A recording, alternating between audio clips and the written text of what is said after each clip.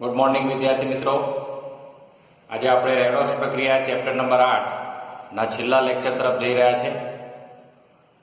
આપણે આ લેક્ચરની અંદર વાત કરીએ તો રેડોક્સ પ્રક્રિયા એટલે રેડોક્સ પ્રક્રિયા આપણે તમે ધોરણ 12 ની અંદર રેડોક્સ પ્રયોગ તરીકે એનો ઉપયોગ કરશો. આપણે આ જે કંઈ બી ભણ્યા એની થોડી ઝાંકી તમે પ્રયોગશાળાની અંદર રેડોક્સ પ્રયોગ તરીકે રેડોક્સ અનુમાપન કહેવાય એ 12 સાયન્સમાં તમે ભણશો. 11મા ધોરણની અંદર તમે એસિડ બેઝ અનુમાપન ભણો છો, તેવી જ રીતે 12મા ધોરણની અંદર રેડોક્સ અનુમાપન ભણશો. હવે એસિડ બેઝ અનુમાપન, તો એસિડ બેઝ અનુમાપનમાં શું હોય? તો એસિડ બેઝ અનુમાપનમાં એસિડ હોય અને બેઝ હોય. આ બંને વચ્ચે તટસ્થીકરણની પ્રક્રિયા થાય અને તટસ્થીકરણની પ્રક્રિયા થવાથી આપણને ક્ષાર અને પાણી બને. એટલે આમાં ફરજિયાત એક એસિડ અને એક બેઝ હોય છે. અને આવા અનુમાપન આપણે 3 પ્રકારના ભણીશું: પ્રબળ એસિડ વર્સિસ પ્રબળ બેઝ. એવી રીતે પ્રબળ એસિડ વર્સિસ નિર્બળ બેઝ, અને ત્રીજું પ્રબળ બેઝ વર્સિસ નિર્બળ એસિડ. તો આ 3 પ્રકારના પ્રયોગો તમે અભ્યાસક્રમમાં ભણશો. આ ધોરણ 11 ની વાત છે. હવે ધોરણ 12 ની અંદર વાત કરીએ તો ધોરણ 12 માં તમારે રેડોક્સ અનુમાપનના પ્રયોગ આવશે. રેડોક્સ અનુમાપન. હવે રેડોક્સ અનુમાપનમાં એક જે પદાર્થ હોય એને ઓક્સિડેશન કરતા કહેવાય, અને બીજો જે પદાર્થ છે એને રિડક્શન કરતા કહેવાય. હવે તો તમે ચેપ્ટર ભણ્યા છો એટલે ખબર પડી જશે. એટલે આપણને ખબર પડી ગઈ કે ઓક્સિડેશન કરતા છે એ રિડક્શન પ્રક્રિયા કરશે અને રિડક્શન કરતા છે ઓક્સિડેશન પ્રક્રિયા કરશે. એટલે કે એક પદાર્થ ઓક્સિડેશન કરશે અને એક પદાર્થ રિડક્શન પ્રક્રિયા કરશે. અને આ બંને વચ્ચે જે પ્રક્રિયા થઈ એને આપણે રેડોક્સ પ્રક્રિયા કહીશું. એટલે રેડોક્સ પ્રક્રિયા, રેડોક્સ અનુમાપનમાં રેડોક્સ પ્રક્રિયા થાય છે. એ તમે 12મા ધોરણની અંદર અભ્યાસ કરશો. હવે આપણે થોડું જાણી લઈએ તો કે રેડોક્સ પ્રક્રિયામાં ઓક્સિડેશન કરતા તરીકે આપણે જે પદાર્થ લઈશું એમાં પોટેશિયમ પરમેંગનેટ હશે, KMnO4, અને બીજો પદાર્થ હશે એ K2Cr2O7. K2Cr2O7. અને રિડક્શન કરતા તરીકે તમારે ફેરસ સલ્ફેટ સજળ FeSO4, 7H2O, પછી ferrous ammonium sulphate FeSO4, NH4 2SO4 into 6H2, આ બે. એવી રીતે H2C2O4 into 2H2O oxalic acid અને K2C2O4 into H2O પોટેશિયમ ઓક્સેલેટ. તો આવા 4 પ્રકારના રિડક્શન પદાર્થો છે જે આપણે પ્રયોગમાં 12મા ધોરણમાં જોઈશું. હવે આનું આની સાથે પણ અનુમાપન થઈ શકે, આનું આની સાથે પણ અનુમાપન થઈ શકે, આનું આની સાથે પણ અનુમાપન થઈ શકે, આનું આની સાથે પણ અનુમાપન થઈ શકે.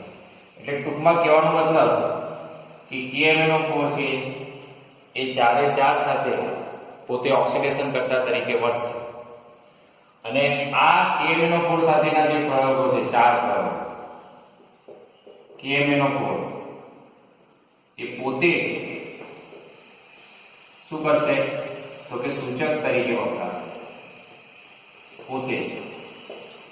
એટલે આપણા મગજમાં ક્લિયર થઈ જવું જોઈએ. આ થોડું 12મા ધોરણનું શીખવાડી રહ્યો છું. આપણે 11મા ધોરણની પરીક્ષામાં બહુ જરૂર નથી, પણ આ કામ લાગશે તમને 12મા ધોરણમાં. એટલે પોટેશિયમ પરમેંગનેટ છે 4 રિડક્શન સાથે જ્યારે અનુમાપન કરશે રેડોક્સ અનુમાપન ત્યારે પોતે સૂચક તરીકે વપરાશે, એટલે આમાં સૂચકની જરૂર પડશે નહીં. જ્યારે બીજું અનુમાપન છે, એ બીજું અનુમાપન છે બીજા બે પ્રયોગ, એમાં K2Cr2O7 જેને આપણે પોટેશિયમ ડાઇક્રોમેટ કહીએ છીએ, એ પોટેશિયમ ડાઇક્રોમેટ સાથે ના બે અનુમાપનો છે. એમાં FeSO4 7H2O અને બીજું છે FeSO4 NH4 twice SO4 into 6H2O. Ferrous ammonium sulphate કહેવાય આને. ફેરસ એમોનિયમ સલ્ફેટ આ દ્વિક્ષાર છે. શું છે? દ્વિક્ષાર. અને તે વખતે તમારે સૂચક તરીકે ડાયફિનાઇલ એમાઇન વપરાશે. ડાયફિનાઇલ એમાઇન. આ તમે થોડું ચોપડીમાં આપેલું છે, થોડું ડિટેલમાં વાંચશો એટલે તમને સમજમાં આવી જશે કે શું કહેવા માંગે છે. એટલે આટલી વસ્તુ આપણે તમારો ટોપિક નંબર છે 8.3.3 પાઠ નંબર 269 ઉપર એમાં આ બધી વાતો કરી છે. તમે વાંચજો એટલે ખ્યાલમાં આવી જશે. પછી સામે 269 પર કેટલીક રેડોક્સ પ્રક્રિયાઓ આપી છે, જેમાં Cu+2 આયન અને I- આયન ભેગા થાય તો Cu2I2 બને અને ઘેરો વાદળી રંગ બનાવે. આયોડિનની સ્ટાર સાથેની પ્રક્રિયાથી ઘેરો વાદળી રંગ આપવાની પ્રક્રિયા અને આયોડિનની થાયોસલ્ફેટ બીજી પ્રક્રિયા આપી છે. એ પણ તમે પ્રેક્ટિસ કરશો એટલે તમને ખબર પડી જશે કે કોણ ઓક્સિડેશન કરતા છે અને કોણ રિડક્શન કરતા છે. આપણે એક પ્રક્રિયા લઈએ થાયોસલ્ફેટ વાળી, તો કે આયોડિનની થાયોસલ્ફેટ સાથેની પ્રક્રિયા એટલે રેડોક્સ અનુમાપન આપણે યાદ રાખવાનું કે કેમિસ્ટ્રીમાં લગભગ 90 થી 99% પ્રક્રિયાઓ એ રેડોક્સ અનુમાપનની પ્રક્રિયાઓ જ છે. તો અહીંયા તમને આપ્યું છે I2 aqueous વત્તા 2H2O3 minus 2H2O3 minus 2 aqueous gives 2I minus aqueous plus S4O6 minus 2 S4O6 minus 2 aqueous. તો અહીંયા તમે જોઈ શકો છો કે મુક્ત અણુ છે એટલે 0 અને અહીંયા -1 છે એટલે -1 એટલે 0 માંથી -1 થયું એટલે આપણને ખબર પડી જાય કે ઓક્સિડેશન આંકમાં ઘટાડો થયો. અને ઓક્સિડેશન આંકમાં ઘટાડો થયો એટલે આ પ્રક્રિયા કઈ થઈ ગઈ? રિડક્શન અર્ધ પ્રક્રિયા થઈ ગઈ. એટલે આયોડિન તમારો કયો કરતા થઈ ગયો? ઓક્સિડેશન કરતા થઈ ગયો. અને અહીંયા S4H2O3 બરાબર -2 બરાબર 2 કોષમાં S વત્તા 3 કોષમાં O નો -2 બરાબર -2 માટે 2 કોષમાં S 3 દુની 6 પેલી બાદ જાય એટલે +6 અને +6 માંથી -2 જાય એટલે +4 એટલે S બરાબર +4 ભાગ્યા 2 એટલે +2 એટલે અહીંયા S નો ઓક્સિડેશન આ કેટલો છે? +2 અને અહીંયા S નો ગણો તો S4O6 બરાબર -2 માટે 4 કોષમાં S વત્તા 6 કોષમાં -2 બરાબર -2 માટે 4 કોષમાં S બરાબર 6 દુની 12 પેલી બાદ જાય 12 - 2 બરાબર +10 માટે 4 કોષમાં S બરાબર +10 માટે S બરાબર +10 ભાગ્યા 4 એટલે 2.5 એટલે કેટલો થયો? 2.5. એટલે અહીંયા તમે જોઈ શકો છો કે 2 માંથી 2.5 થયો એટલે ઓક્સિડેશન આંકમાં વધારો થયો. અને ઓક્સિડેશન આંકમાં વધારો થયો એટલે આ તમારી પ્રક્રિયા થઈ ઓક્સિડેશન અર્ધ પ્રક્રિયા. એટલે આ તમારો જે H2O3 -2 છે એ કયો કરતા છે? રિડક્શન કરતા છે. તો આ રીતે તમે જે બે પ્રક્રિયાઓ આપણને પ્રેક્ટિસ કરવા આપી છે તેને તમે આ રીતે પણ સમજી શકો છો. હવે 8.3.4 ટોપિક છે, એમાં એની મર્યાદા આપી છે, સંકલ્પનાની મર્યાદા. તો મર્યાદામાં શું કીધું છે કે આપણે તો O ઉમેરાય તો ઓક્સિડેશન, H દૂર થાય તો ઓક્સિડેશન, ઓક્સિડેશન આંકમાં વધારો થાય તો ઓક્સિડેશન, ઇલેક્ટ્રોન મુક્ત થાય તો ઓક્સિડેશન, વધુ વિદ્યુત ઋણ પરમાણુ, વિદ્યુત ધન પરમાણુ માં વધારો થાય તો ઓક્સિડેશન, એવી આપણે 4-5 વ્યાખ્યા શીખ્યા હતા. આમાં એક વ્યાખ્યા આપી છે એ તમે જોઈ શકો છો કે પરમાણુની આસપાસ ઇલેક્ટ્રોનની ઘનતામાં થતો ઘટાડો. ઓક્સિડેશન એટલે શું? તો નવી વ્યાખ્યા આપી છે અહીંયા. ઓક્સિડેશનના નવી વ્યાખ્યા આપી છે એટલે આપણે એડ કરી દેવાનું કે પરમાણુની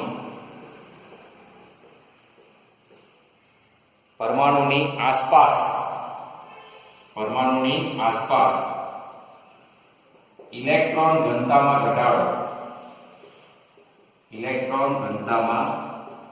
ઘટાડો. તો શું કહેવાય? અને પરમાણુની આસપાસ ઇલેક્ટ્રોન ઘનતામાં વધારો તો શું કહેવાય? તો આ વસ્તુ આપણે ભણ્યા નથી એટલે એને મર્યાદામાં લઈ લીધું. તો તમારી બુકમાં સ્પષ્ટ લખ્યું છે કે ઓક્સિડેશન પ્રક્રિયામાં સમાવેશ પરમાણુની આસપાસની ઘનતામાં થતા ઘટાડા સ્વરૂપે કહેવાય. એટલે ઘટાડો થાય તો એ ઓક્સિડેશન પ્રક્રિયા કહેવાય, અને ઇલેક્ટ્રોન ઘનતામાં વધારો થાય તો એ રિડક્શન પ્રક્રિયા કહેવાય. એટલે આ વસ્તુ તમે ભવિષ્યમાં કોલેજમાં અભ્યાસમાં લેશો. એટલે આ વસ્તુમાં પણ બહુ કઈ નવી વાત છે નહીં. આ તમારે મર્યાદાના રૂપમાં લખવાનું. પરીક્ષામાં પૂછાય એક ગુણમાં પ્રશ્ન કે ઓક્સિડેશન, રિડક્શન પ્રક્રિયા, રેડોક્સ પ્રક્રિયાની મર્યાદા કઈ? તો કે ઇલેક્ટ્રોન ઘનતામાં વધારા ઘટાડા વિશે કોઈ માહિતી આપી શક્યું નહીં. હવે તમે 12મા ધોરણમાં ડિટેલમાં ચેપ્ટર નંબર 3માં વિદ્યુત રસાયણની અંદર તમે પ્રમાણિત વિદ્યુત ધ્રુવ પોટેન્શિયલની શ્રેણી ભણશો. આ શ્રેણી પેજ નંબર 273 ઉપર 271 પર આપેલી છે તે, અને એની ડિટેલમાં વાત આપણે 12મા ધોરણમાં જ કરીશું. અત્યારે આપણે કરતા નથી. આખી શ્રેણી છે અને કેવી રીતે તૈયાર કરવાની એ તમને આપણે તે ઘડીએ શીખવાડીશું. પણ આ જે પાન નંબર 270 ઉપર આ જે પ્રયોગ છે, રેડોક્સનો પ્રયોગ, એને આપણે સમજવાની કોશિશ કરીશું. તો અહીંયા શું થાય છે ધ્યાનથી સમજી લેજો. આપણે રેડોક્સ પ્રયોગ સમજવાની કોશિશ કરીએ એટલે 12મા ધોરણમાં એટલું ઓછું. તો અહીંયા વિદ્યુત ધ્રુવ શબ્દ આપ્યો છે. તો વિદ્યુત ધ્રુવ કોને કહેવાય? પહેલું તો એ સમજવું પડે. તો અહીંયા પહેલો શબ્દ આપ્યો છે વિદ્યુત ધ્રુવ. તો વિદ્યુત ધ્રુવ એટલે શું? તો કે યોગ્ય સાંદ્રતા ધરાવતા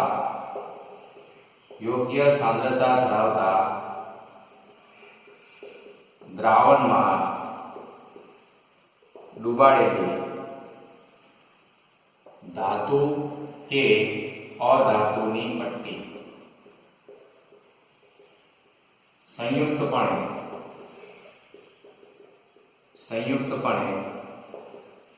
વિદ્યુત ધ્રુવ કહેવાય.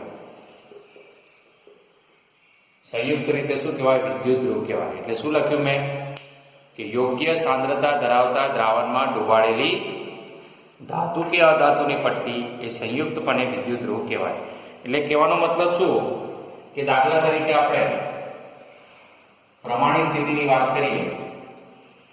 પ્રમાણિત સ્થિતિ,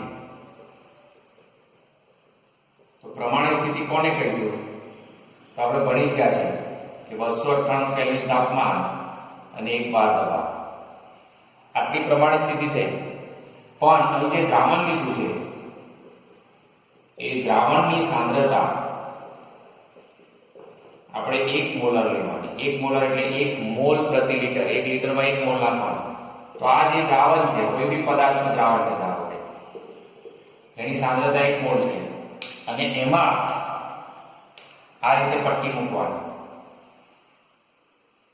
હવે આ પટ્ટી ધાતુની પણ હોઈ શકે અથવા અધાતુની પણ હોઈ શકે.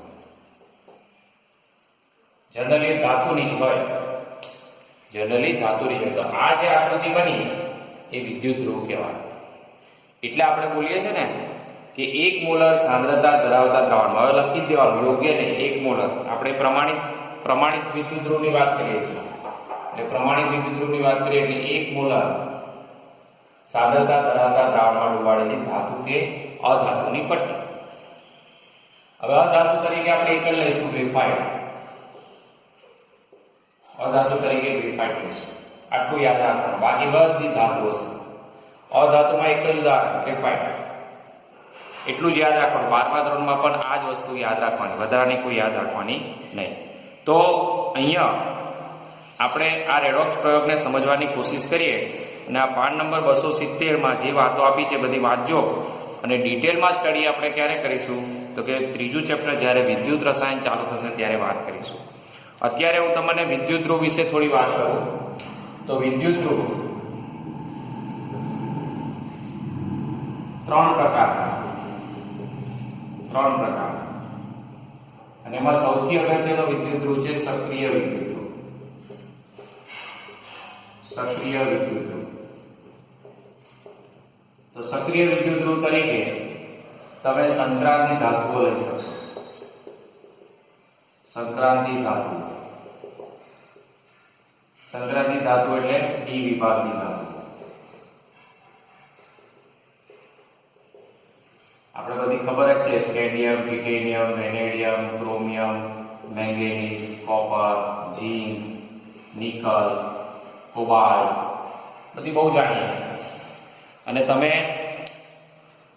આલ્કલી ધાતુઓ પણ લઈ શકો.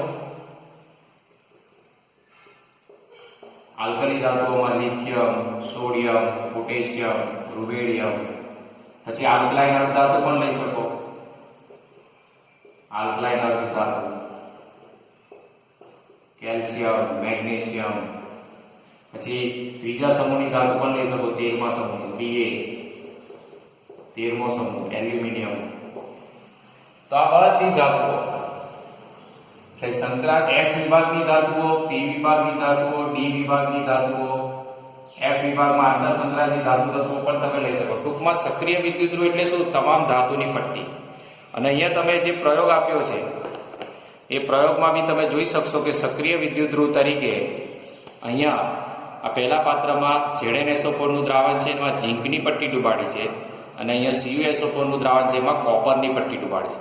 એટલે Cu અને ઝીંક અને કોપર શું કહેવાય? ધાતુ જ કહેવાય. એટલે સક્રિય વિદ્યુત ધ્રુવ તરીકે વર્તે. એટલે કહેવાનો મતલબ કે સક્રિય વિદ્યુત ધ્રુવ એટલે બધી જ ધાતુઓ, ધાતુને તમે લઈ શકો છો. એટલે અહીંયા આ જે દ્રાવણ લો, જે ધાતુ લો એ ધાતુના ક્ષારનું દ્રાવણ લેવાનું. એટલે વિદ્યુત ધ્રુવમાં શું કરવાનું? જે ધાતુ લઈએ એ ધાતુના ક્ષારનું દ્રાવણ લેવાનું. એટલે કે ધાતુના ક્ષારના દ્રાવણની અંદર ધાતુની પટ્ટી ડુબાડવાની. એટલે થઈ ગયો વિદ્યુત ધ્રુવ. પણ કયો વિદ્યુત ધ્રુવ થઈ ગયો? સક્રિય વિદ્યુત ધ્રુવ. હવે સક્રિય વિદ્યુત ધ્રુવ હોય તો એનોડ તરીકે વર્તે તો શું કરે ને કેથોડ તરીકે વર્તે તો શું કરે? તો એ સમજી લેજો.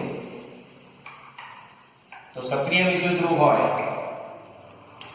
આ સક્રિય વિદ્યુત ધ્રુવ એ એનોડ તરીકે વર્તે. એનોડ તરીકે તો શું કરે? તો કે પોતે પ્રક્રિયામાં ભાગ લે. પોતે પ્રક્રિયામાં ભાગ લે. એટલે કહેવાનો મતલબ શું? તો આપણે લખી શકીએ અથવા કહીને પોતાનું ઓક્સિડેશન કરે. પોતાનું ઓક્સિડેશન કરે. પોતે પ્રક્રિયામાં ભાગ લેતો. અને પોતે કેથોડ તરીકે વર્તે તો શું કરે? તો કેથોડ તરીકે વર્તે તો માત્ર સંપર્ક સપાટી પૂરી પાડે. સંપર્ક સપાટી પૂરી પાડે. પ્રક્રિયામાં ભાગ લેતો નથી. પ્રક્રિયામાં ભાગ લેતો નથી. અને ત્રીજી એક વાત લખી દઉં છું, ખાસ યાદ રાખજો કે જેનો રિડક્શન પોટેન્શિયલ વધારે વધુ તે કેથોડ તરીકે વર્તે અને જેનો રિડક્શન પોટેન્શિયલ ઓછો તે એનોડ તરીકે વર્તે. એટલે આ વસ્તુ આપણા મગજમાં ક્લિયર કરી દેવાનું. વધુ એટલે ઋણમાં વધુ. કેથોડ તરીકેનો પોટેન્શિયલ કેવો હોય? આપણને જો આપણી આ શ્રેણી છે, આ શ્રેણીમાં પ્રમાણિત વિદ્યુત ધ્રુવ પોટેન્શિયલ આપ્યા છે, પણ રિડક્શન પોટેન્શિયલ આપેલા છે. રિડક્શન સ્વરૂપ આપેલું છે, લખેલું છે, તમે વાંચજો એટલે ખબર પડશે આ કે કયું લખ્યું છે. અહીંયા કૌંસમાં લખ્યું છે, જો રિડક્શન પામેલું સ્વરૂપ, એટલે રિડક્શન પોટેન્શિયલ આપેલા છે, એટલે એને સમજવામાં તમારે ધ્યાનમાં લેવાનું. એટલે જેનો રિડક્શન પોટેન્શિયલ વધુ ઋણ, આપણે બીજી રીતે લખીએ વધુ ઋણ,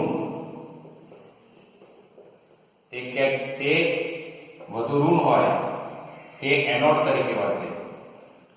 એટલે ઓછું એટલે નેગેટિવ, અને વધુ એટલે આપણે મેથ્સની ભાષામાં કહીએ. એટલે અહીંયા નેગેટિવ હોય, જેટલો વધુ નેગેટિવ, અને અહીંયા પોઝિટિવ. એટલે હવે આપણે આ 12મા ધોરણમાં ડિટેલમાં અભ્યાસ કરીશું, એટલે ખ્યાલમાં આવી જશે. તો આપણે પ્રયોગ તરફ આગળ વધીએ.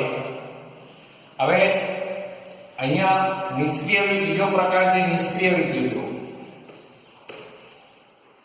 હવે પ્રકાર જોઈ લઈએ ત્રણે.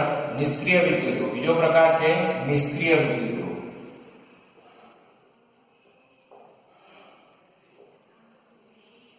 તો નિષ્ક્રિય વિદ્યુત ધ્રુવમાં બે ઉદાહરણ છે, પ્લેટિનમ અને ગ્રેફાઇટ. ગ્રેફાઇટ એટલે કાર્બન. અને અહીંયા યાદ રાખવાનું, એનોડ હોય કે કેથોડ હોય, એનોડ હોય કે કેથોડ હોય, માત્ર સંપર્ક સપાટી પૂરી પાડે, પ્રક્રિયામાં ભાગ લે નહીં. પ્રક્રિયામાં ભાગ લે નહીં. અને ત્રીજા નંબરે છે વાયુ વિદ્યુત ધ્રુવ. તો વાયુ વિદ્યુત ધ્રુવ વિશે આપણે ધોરણ 12માં ડિટેલમાં વાત કરીશું.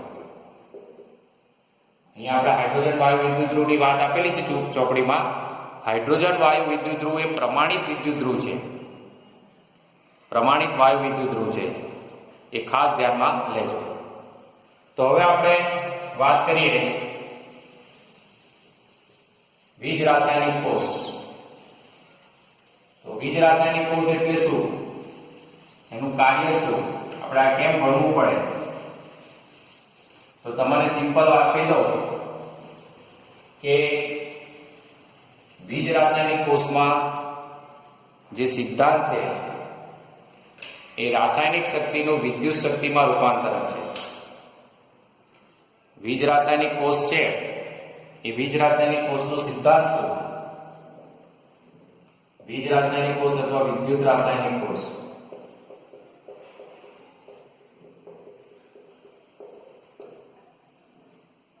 એનો સિદ્ધાંત શું? તો સિદ્ધાંત એક જ, રાસાયણિક શક્તિનું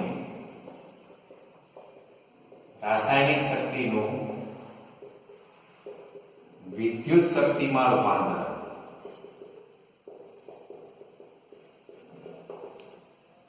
રાસાયણિક શક્તિનું વિદ્યુત શક્તિમાં રૂપાંતર. આપણે ઘરમાં જે ઘડિયાળ ચાલે છે, ઘડિયાળની અંદર જે સૂકો કોષ છે એ બીજ રાસાયણિક કોષ છે. આપણી ગાડીમાં જે બેટરી હોય છે, 2 વ્હીલર 4 વ્હીલરમાં, એ બેટરી લેડ સંગ્રાહક કોષ કહેવાય. તે પણ બીજ રાસાયણિક કોષ જ કહેવાય. એમાં રાસાયણિક શક્તિ કામ કરે છે, રાસાયણિક શક્તિ પ્રક્રિયા કરે, ઓક્સિડેશન રિડક્શન પ્રક્રિયા કરે અને ઇલેક્ટ્રોન મુક્ત કરે. અને ઇલેક્ટ્રોન મુક્ત કરે એ તમારો વિદ્યુત પ્રવાહ કહેવાય. એ રાસાયણિક શક્તિનું વિદ્યુત શક્તિમાં રૂપાંતરણ કરે. આપણા ઘરમાં જે બેટરી વાપરીએ છીએ, ઇન્વર્ટર વાપરીએ છીએ, ગાડીઓની અંદર 4 વ્હીલર 2 વ્હીલરની અંદર જે બેટરી છે, બધા બીજ રાસાયણિક કોષ કહેવાય. આપણી સાદી ઘડિયાળ હોય છે, દિવાલ ઘડિયાળ, એ ઘડિયાળની અંદર પણ આપણે જે બે સેલ વાપરીએ છીએ, નાનો અથવા ચાર્જિંગ સેલ હોય તો લેડ સંગ્રાહક કોષ કહેવાય. અને જે યુઝ કરીને ફેંકી દઈએ સૂકો કોષ કહેવાય, લેક્લેન્સે કોષ કહેવાય. તમે 10મા ધોરણમાં ભણીને આવ્યા છો એટલે ખબર હશે. તો એ બધા બીજ રાસાયણિક કોષ કહેવાય, જેમાં રાસાયણિક શક્તિનું વિદ્યુત શક્તિમાં રૂપાંતરણ થાય. તો એવો એક ઉદાહરણ આપ્યું છે આપણને ડેનિયલ કોષ. એવું ઉદાહરણ આપ્યું છે ડેનિયલ કોષ, અથવા એનું બીજું નામ છે ગેલ્વેનિક કોષ. ગેલ્વેનિક કોષ. તો આને સમજવાની કોશિશ કરીએ. તો હંમેશા યાદ રાખવાનું કે ડેનિયલ કોષ કે ગેલ્વેનિક કોષ હોય અથવા કોઈ પણ બીજ રાસાયણિક કોષ હોય તો એમાં બે વિદ્યુત ધ્રુવ હોય. એક વિદ્યુત ધ્રુવ હોય એનોડ તરીકે વર્તે અને એક વિદ્યુત ધ્રુવ હોય કેથોડ તરીકે વર્તે. ડાબી બાજુ જોડીએ એ એનોડ તરીકે વર્તે અને જમણી બાજુ જોડીએ કેથોડ તરીકે વર્તે. એટલે આપણે ધારો કે એક પાત્રમાં હું જરા આ બાજુ જોઉં એટલે તમને પ્રક્રિયા પણ લગતા ફાવે.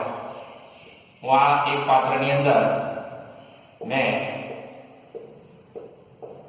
આ ZnSO4 નું દ્રાવણ લીધું જેની સાંદ્રતા છે 1 મોલ ZnSO4 અને એમાં ઝીંકની પટ્ટી ડુબાડી.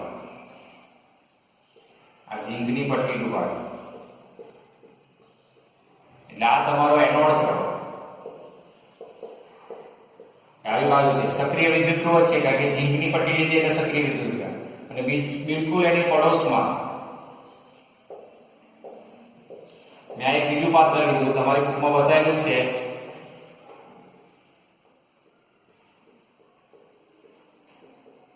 કોપર સલ્ફેટનું દ્રાવણ લીધું CuSO4 જેની સાંદ્રતા 1 મોલ છે. એમાં કોપરની પટ્ટી ડુબાડી, Cu ની પટ્ટી ડુબાડી. તો આ એનોડ થઈ ગયો, તો આ તમારો કેથોડ થઈ ગયો. તમે જોઈ શકો છો કે ડાબી બાજુ જોડ્યો એનોડ કહેવાય, જમણી બાજુ જોડ્યો એ કેથોડ કહેવાય. એનોડ પર હંમેશા ઓક્સિડેશન પ્રક્રિયા થશે અને કેથોડ પર હંમેશા રિડક્શન પ્રક્રિયા થશે. એટલે અહીંયા શું થશે? ઇલેક્ટ્રોન મુક્ત થશે. અહીંયા શું થશે? ઇલેક્ટ્રોનનો સ્વીકાર થશે. આ બધું આપણે ભણી ગયા છે. એટલે આ વીજ રાસાયણિક કોષના આધારે તમારે સમજવાની કોશિશ કરવા. તો આ બંને વિદ્યુતધ્રુવને વીજ પ્રવાહ અંતર માટે ગેલ્વેનોમીટર સાથે જોડવાનું. અહીંથી ઇલેક્ટ્રોન મુક્ત થશે એટલે ગેલ્વેનોમીટરમાં એનો વોલ્ટેજ બતાવશે કે કેટલો વોલ્ટ છે. અને બંને અર્ધકોષને આ રીતે ઊંધા યુ આકારની નળી લેવાની અને આ રીતે ગ્લાસનું લગાવી અને એમાં દ્રાવણ ભરેલું હોય, ક્ષારનું દ્રાવણ ભરેલું હોય એટલે આને આપણે કહીશું ક્ષાર સેતુ. ક્ષાર સેતુ આ રીતે બંને વિદ્યુત ધ્રુવોને જોડતું વચ્ચે ઊંધા યુ આકારની નળીવાળું ક્ષાર સેતુ લેવાનું. તો આ આખી જે ડિઝાઇન થઈ ગઈ એ વીજ રાસાયણિક કોષ થઈ ગયો, જેને આપણે ડેનિયલ કોષ કહીએ છીએ. હવે અહીંયા જેવું તમે આ જોડાણ સાચું હશે એટલે તૈયારીમાં જ કોઈની રાહ જોવે નહીં. એનોડ પર આ ઝીંકની પટ્ટી છે. હવે આપણે મેં આવડે લખીને સમજાવ્યું હતું તમને કે ઝીંક એ સક્રિય વિદ્યુત ધ્રુવ છે એટલે પોતે પ્રક્રિયામાં ભાગ લેશે. એટલે એનોડ પર ઓક્સિડેશન પ્રક્રિયા થશે એટલે પ્રક્રિયામાં ભાગ કોણ લેશે? ઝીંક પોતે પ્રક્રિયામાં ભાગ લેશે, Zn પોતે. અને Zn પોતે પ્રક્રિયામાં ભાગ લેશે એટલે આપણને ખબર છે કે સ્વભાવ પ્રમાણે એની સંયોજકતા કક્ષામાં 2 ઇલેક્ટ્રોન મુક્ત કરશે એટલે પોતે બનશે શું? Zn+2 બનશે. એટલે આ ઝીંક છે, આ ઝીંકના દરેક કણ છે આમાં. આ ઝીંકની પટ્ટીમાં ઝીંકના પરમાણુ હોય એ દરેક ઝીંકના પરમાણુ શું બનાવશે? દ્રાવણમાં Zn+2 આયન લાવશે અને 2 ઇલેક્ટ્રોન મુક્ત કરશે. એ 2 ઇલેક્ટ્રોન મુક્ત થતા પરિપથ દ્વારા ગેલ્વેનોમીટરમાં જશે અને ગેલ્વેનોમીટરમાં વોલ્ટેજ બતાવશે. એ કઈ શક્તિનું કઈ શક્તિમાં રૂપાંતરણ થયું? તો કે રાસાયણિક શક્તિનું વિદ્યુત શક્તિમાં રૂપાંતરણ થયું. એટલે અહીંયા આપણને વીજ પ્રવાહ મળશે અને એ વીજ પ્રવાહનું માપન થશે. આવી રીતે ગેલ્વેનોમીટરમાં આંકડો બતાવવા મીટર જોયું છે તમે એ રીતે. અને પછી વધારાના ઇલેક્ટ્રોન પરિપથ મારફતે અહીંયા આવશે. હવે અહીંયા આપણે શીખી ગયા કે કોપરની પટ્ટી એક સક્રિય વિદ્યુત ધ્રુવ છે પણ કેથોડ તરીકે વર્તે તો સંપર્ક સપાટી પૂરી પાડે એટલે પોતે પ્રક્રિયામાં ભાગ લેશે નહીં. એટલે માત્ર સંપર્ક સપાટી પૂરી પાડશે એટલે આ દ્રાવણની અંદર જે Cu+2 ને SO4- આયનો છે Cu+2 આયનો એટ્રેક્ટ થશે. એટલે કેથોડ પર રિડક્શન પ્રક્રિયા થશે પણ રિડક્શન પ્રક્રિયામાં ભાગ કોણ લેશે? Cu ના પરમાણુ ભાગ નહીં લે, કોપર નહીં લે. દ્રાવણમાં રહેલા Cu+2 આયનો છે એ લોકો આ મુક્ત થયેલા 2 ઇલેક્ટ્રોનનો સ્વીકાર કરશે અને Cu છૂટું પાડશે. એટલે અહીંયા કોપર જમા થશે પટ્ટી ઉપર. સમજ પડી? એટલે જો બે વસ્તુ થઈ, આપણે આપણો સિદ્ધાંત તો જળવાઈ ગયો, રાસાયણિક શક્તિનું વિદ્યુત શક્તિમાં રૂપાંતરણ થઈ ગયું, ઇલેક્ટ્રોન મળ્યા, વીજ પ્રવાહ મળ્યો એટલે આપણું વિદ્યુત પ્રવાહ મળી ગયો. પણ આગળ પ્રક્રિયા પરિપથ પૂર્ણ કરવો પડે. પરિપથ પૂર્ણ કરવા માટે કોણ કામ કરે છે? કેથોડ કામ કરે છે. એટલે કેથોડમાં જે સક્રિય વિદ્યુત ધ્રુવ છે ધાતુની પટ્ટી છે એટલે એનોડ કેથોડ તરીકે વર્તે તો પોતે સંપર્ક સપાટી જ પૂરી પાડે છે, પોતે પ્રક્રિયામાં ભાગ લેતું નથી, પણ દ્રાવણમાં રહેલા જે Cu+2 આયનો છે આ મુક્ત થયેલા ઇલેક્ટ્રોનનો સ્વીકાર કરશે અને શું બનાવશે? Cu બનાવશે, અને એ Cu કોપરની પટ્ટી પર જમા થશે. એટલે આખી રેડોક્સ પ્રક્રિયા આપણી આ રીતે થશે. શું થશે? તો કે આપણને બીજ પ્રવાહ પણ મળી ગયો. Zn plus Cu+2 is equal to Zn plus 2 plus Cu. એટલે આનો ઓક્સિડેશન આર્ક 0 માંથી +2 થયો, એટલે ઓક્સિડેશન આર્કમાં વધારો થયો, એટલે આ ઓક્સિડેશન પ્રક્રિયા થઈ.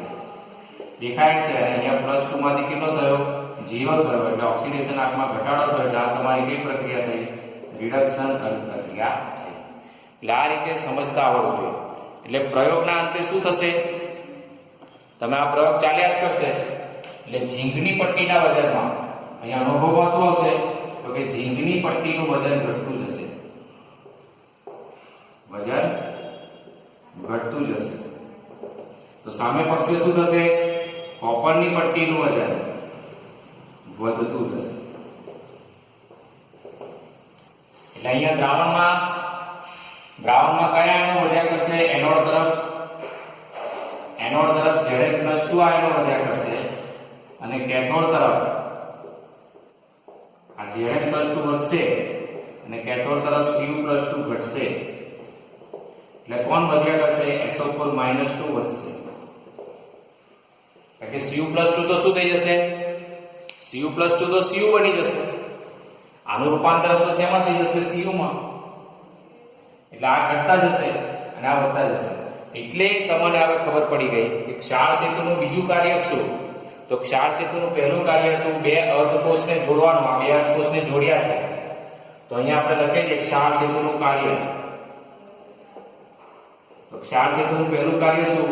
તો કે બે અર્ધકોષને જોડવાનું. બે અર્ધકોષને જોડવાનું આ પહેલું કાર્ય છે. બે અર્ધકોષને જોડે છે ને. અને બીજું કાર્ય શું? તો કે બીજું કાર્ય છે વિદ્યુતીય તટસ્થતા જાળવવાનું. વિદ્યુતીય તટસ્થતા જાળવવાનું. આ વિદ્યુતીય તટસ્થતા કેવી રીતે જાળવશે? તો અહીંયા ઉલટી જાણ થશે. આ ક્ષાર સેતુ છે, એ ક્ષાર સેતુ માત્ર ઋણાયનોને જવા દેશે.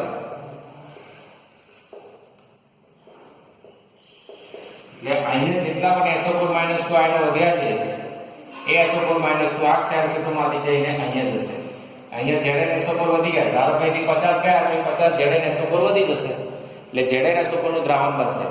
અને પ્રયોગના અંતે ધીમે ધીમે Cu+2 ઘટતા જશે, અને દ્રાવણનો ભૂરો રંગ છે ધીમે ધીમે કેવો થતો જશે? ઓછો થતો જશે. તો આ રીતે આપણે આવા પ્રયોગો ચેપ્ટર નંબર 3 વિદ્યુત રસાયણ ધોરણ 12 માં ભણીશું. તો અહીંયા આપણે તે ઘડી ડિટેલમાં આ શ્રેણીની પણ વાત કરીશું.